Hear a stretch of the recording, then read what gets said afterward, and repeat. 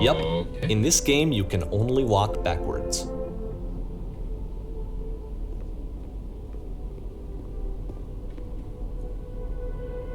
So it's a short and relatively minimalist experiment combining motion and narrative.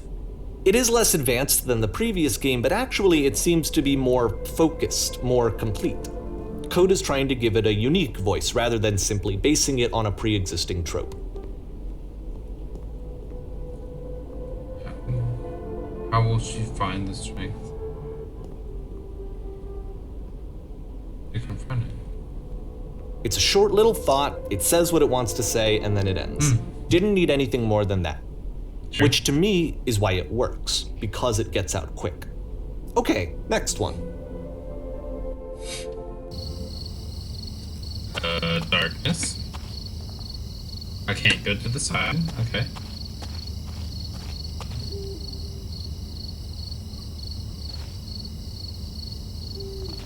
Okay.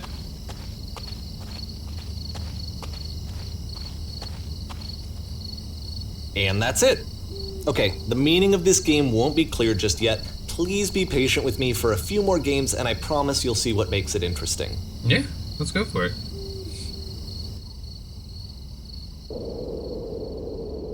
Oftentimes, Coda would put bizarre titles like this one at the start of his games. Nonsense in nearly every direction. I wish Cool I'd that known game him at the starts time off that he with, was like- making these early games. He would really only talk to me about his work as he was making it. Once he stopped work on a game, like, that was it. It was dead to him. And I don't agree with that at all, but what are you gonna do? I guess this is for him the process of making the game.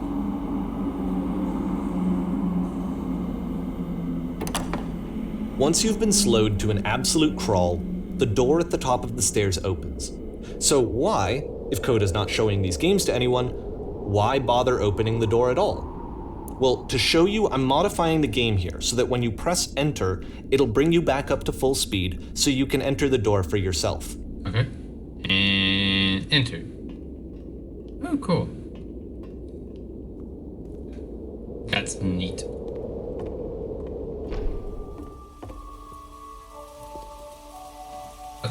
What? You must address and rally a group of eager press reporters. A room The that's stranger warm appears. and nice and filled You are a with little gate. ideas for games. You are the queen, dusting your jewelry while your kingdom is destroyed. Coda would often tell me that he didn't mind if people thought of him as cold or distant. Ooh, He said that's a that good he one. knew that he was actually a vibrant and compassionate person, but that it takes time to really see that. It can be a very slow climb to get there. A series of lavish manuals come with a game giving you incorrect instructions on how to play. Oh, that's actually not a bad idea. Like, these are good ideas. Ready, set, fish. Sure.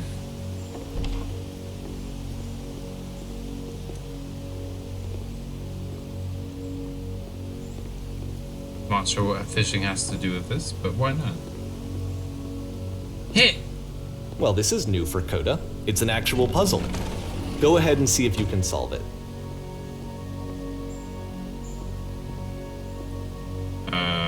What about?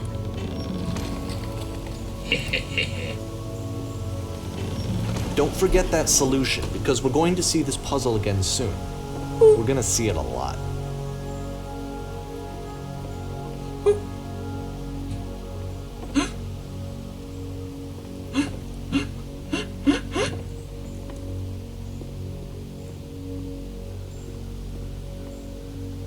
You gonna close the door? Hey. So that seems to be it, right? You walk down a corridor, you solve the puzzle, you get to the end. Simple enough. Nope. Alright, now I'm going to modify the game again so that when you press enter, it'll remove all of the walls from this room. Sure.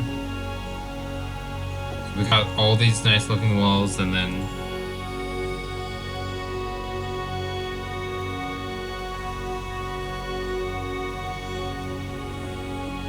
How about that? There was more to it than we had any way of knowing. I actually find it funny that this game comes after the Stairs game, since they essentially convey the opposite idea. So, in the Stairs game, a dull exterior concealed a rich interior, and then, in this level, a dull interior hides this fantastic outer world. Either way, I think that the point is the same, is that most of the time you don't get to know what you're missing, or even that you're missing anything. That's not your role as a player. So if your role here is not to understand, then what is it? The goal would be to not understand. Hello, darkness. My old companion. Oh, it's just stopped pressing it. I am now exiting. Aha! So, this, combined with the entering game from earlier, tells us that Coda believes his games are connected somehow. It could even be that the Stairs game and the puzzle game are literally connected in between this and the entering game. There's a bigger picture that all of his games are meant to play a role in, some larger meaning that we won't be able to grasp until we've seen all of them. And once we have, we can step back and start to understand what exactly that bigger picture is. Of course, yeah.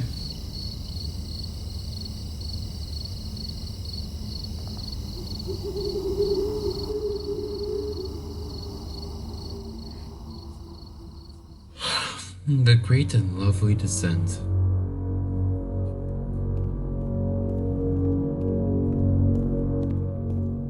It's a nice cottage. Let's talk about video game development for a second. Every video game runs on what's called an engine, which determines what the game can and cannot do. So in other words, the engine is a set of tools for game development. Streetwise Fool.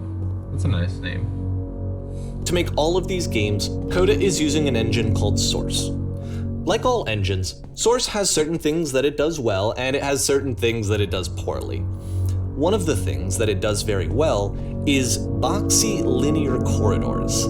That's why so many of Coda's games are set in these large, flat, empty rooms, is just because he's working with what the engine does well. The tools available to the creator shape what kinds of creative work they're going to end up making. You might consider paying attention to the architecture in Coda's games to notice how they seem to stem from an engine that's very good at producing linear, boxy corridors.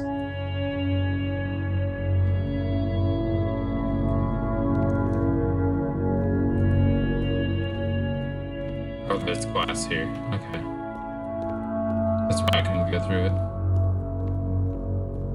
That way?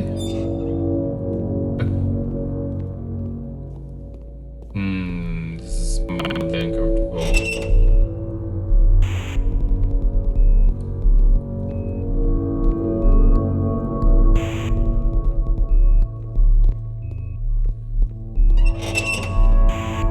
What? Why do you want me to go in?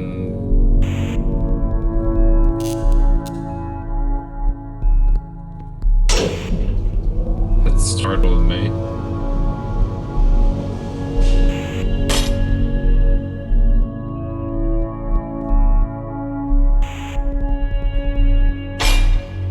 This prison, funny enough, in Coda's original design, the doors stayed shut for a full hour before letting you go. If you don't mind, I think we're gonna skip that. Sure, yeah, I'm This is something completely that okay he and I with used to argue about a lot. You know, whether a game ought to actually be playable, whether it means anything if no one can get through it. And I would always defend that, you know, all this work goes into the game, why not make it playable and accessible? And so we just got into heated arguments over it, and there was one time that after one of these conversations, he went home, and a day or two later, he sent me a zip file entitled Playable Games that was full of hundreds of individual games, each of which was just an empty box that you walked around in and nothing else. Believe me, I played every single one of those just to find out if there was like a gag hidden somewhere. There wasn't.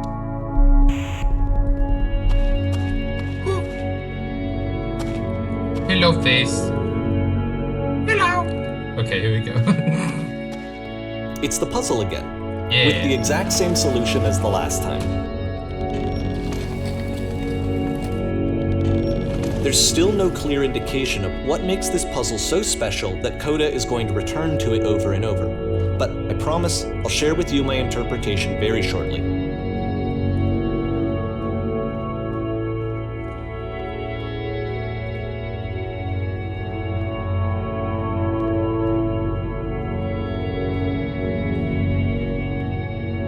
Oh, sorry. I was distracted by my kitten doing things.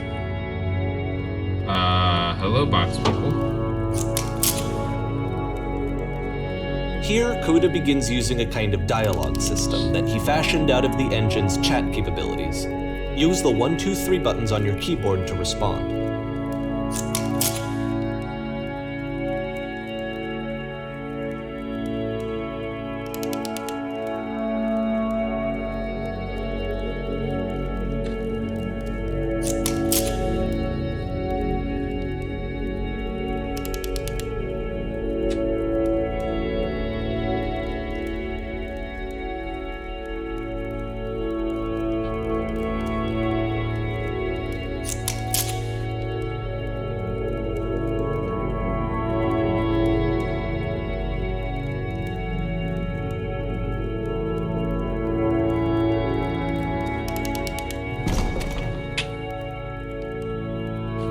Sound?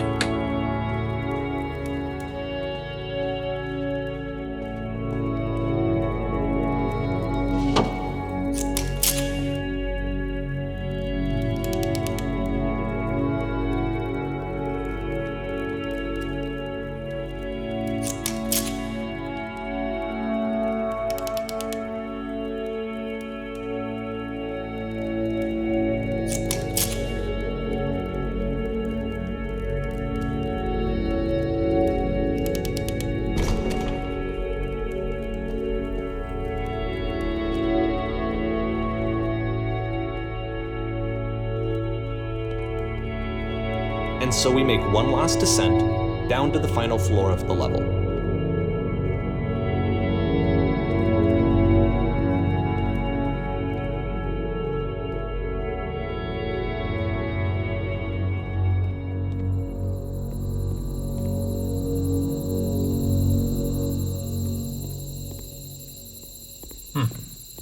It's a lamppost.